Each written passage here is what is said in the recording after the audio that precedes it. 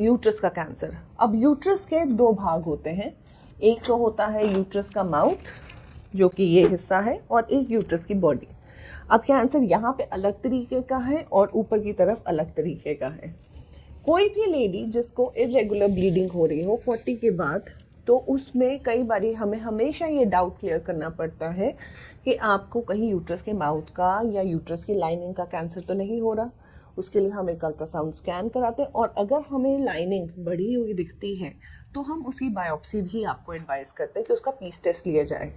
अब बहुत लोगों में ये एक मिथ है कि अगर पीस टेस्ट लेंगे तो कैंसर फैल जाएगा।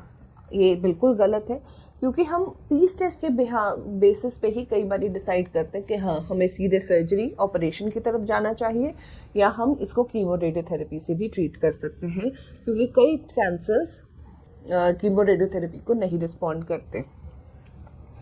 यूट्रस के माउथ के कैंसर डिटेक्ट करने के लिए या उसको प्री कैंसर स्टेज में पकड़ने के लिए 25 इयर्स के एज के बाद जो भी लेडी सेक्सुअली एक्टिव है उसको अपना एक टेस्ट कराना चाहिए, जिसको बोलते हैं पैप स्मीयर। ये एक छोटा सा ब्रश होता है जिसको हम यूट्रस के माउथ पे घुमाते हैं, और वो 10 सेकंड का काम है।